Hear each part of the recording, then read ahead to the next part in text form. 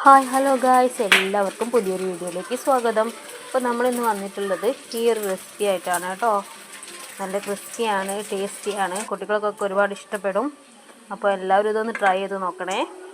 ഇഷ്ടമാവുകയാണെങ്കിൽ ലൈക്ക് ചെയ്യാനും ഷെയർ ചെയ്യാനും സപ്പോർട്ട് ചെയ്യാനും സബ്സ്ക്രൈബ് ചെയ്യാനൊന്നും മറക്കരുതേ.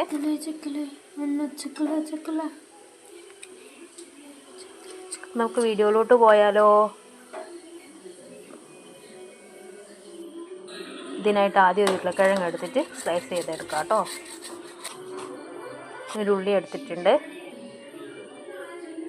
ഇത് ചെറുതായിട്ട് കട്ട് ചെയ്തതാണ്. അതിലേക്ക് നമുക്ക് പച്ചമുളക് ഇട്ട് കൊടുക്കാം. ഈ ഉരുളക്കിഴങ്ങ് ഒന്ന് വെള്ളത്തിലിട്ട് പിഴിഞ്ഞ് വെള്ളം പോക്കിയെടുക്കണം കേട്ടോ. വെള്ളം പോക്കി മാറ്റി വെച്ചിട്ടുണ്ട്. നമുക്കൊരു പാത്രത്തിലേക്ക് മാറ്റാം. ഇനി ഈ ഉള്ളിയും പച്ചമുളകൊക്കെ ഒന്ന് അതിലേക്ക് ഇട്ട് കൊടുക്കാം. ഉപ്പ്, മുളക് പൊടി, കുരുമുളക് പൊടി എല്ലാം ഇട്ടിട്ട് നന്നായിട്ടൊന്ന് മിക്സ് ചെയ്തെടുക്കാം.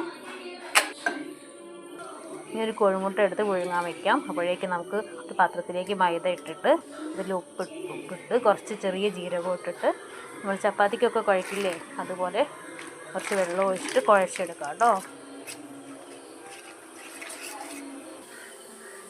ഇപ്പോൾ നന്നായിട്ട് കുഴച്ചെടുത്തിട്ടുണ്ട്. അപ്പോൾ നമ്മുടെ പുഴുങ്ങി വെച്ച മുട്ട എടുത്തിട്ടൊന്ന് സ്ലൈസ് ചെയ്തെടുക്കാം.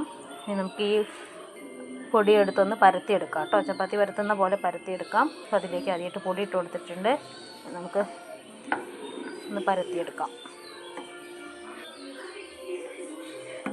വട്ടത്തിൽ വേണം കേട്ടോ പരത്താനായിട്ട്. പറഞ്ഞൂടി. ഇത് വട്ടത്തിൽ പരത്തിയെടുത്തിട്ടുണ്ട്. നമുക്കിതിലേക്ക് കുറച്ച് ടൊമാറ്റോ സോസ് ഒഴിച്ചു കൊടുക്കാം. നന്നായിട്ട് പരത്തിയെടുക്കാം കേട്ടോ.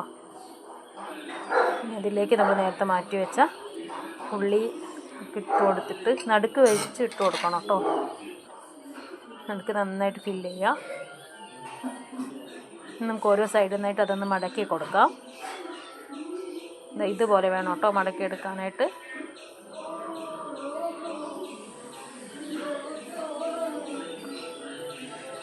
നാല് ഭാഗവും മടക്കി കൊടുക്കാം.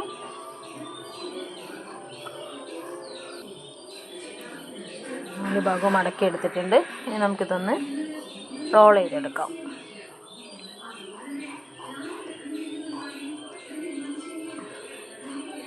റോൾ ചെയ്യുമ്പോൾ ഒന്ന് സൂക്ഷിച്ചിട്ട് പൊട്ടാതെ ചെയ്യണം കേട്ടോ. ഇനി നമുക്കൊരു അവി കയറ്റാൻ വേണ്ടിയിട്ട് ഒരു പാത്രം എടുത്ത് അടുപ്പത്ത് വയ്ക്കാം. ഞാൻ ഇഡ്ഡലി തട്ടാണ് വെച്ചിട്ടുള്ളത്. അപ്പോൾ അതിലേക്ക് അത് വെച്ച് കൊടുത്തിട്ട് ഒന്ന് മൂടി വെച്ച് വേവിച്ചെടുക്കാം. ഇത് നന്നായിട്ട് വെന്ത് വന്നിട്ടുണ്ട്. നമുക്കിതൊരു പാത്രത്തിലേക്ക് മാറ്റി കൊടുക്കാം.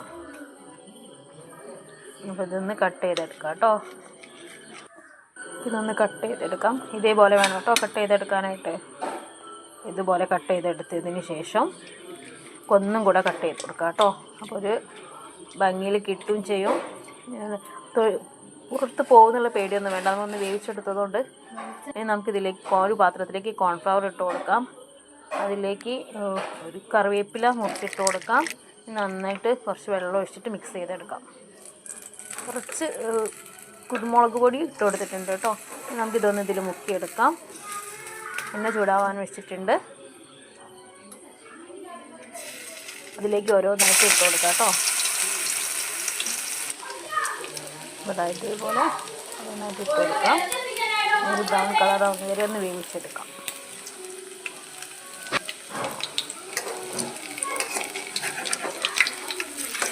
നമ്മളിത് ബ്രൗണായിട്ട് വന്നിട്ടുണ്ട്. എല്ലാം അതുപോലെ മറിച്ചിട്ട് കൊടുക്കാം.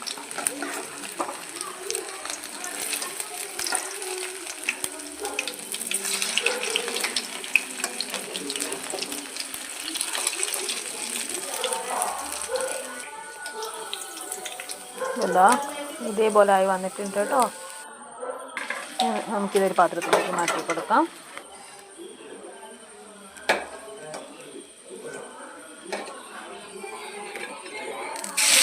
എല്ലാം നമുക്ക് ഇതുപോലെ ഇട്ട് കൊടുക്കാം കേട്ടോ. ഇതൊന്ന് നമ്മുടെ സാധനമൊക്കെ റെഡിയായി വന്നിട്ടുണ്ട്. അപ്പോൾ എല്ലാവരും ഒന്ന് ട്രൈ ചെയ്ത് നോക്കുക. ഇഷ്ടമാവുകയാണെങ്കിൽ ലൈക്ക് ചെയ്യുക, ഷെയർ ചെയ്യുക, സപ്പോർട്ട് ചെയ്യുക, സബ്സ്ക്രൈബ് ചെയ്യുക. പുതിയ വീഡിയോ ആയിട്ട് കാണുന്നവരേക്ക് ബൈ.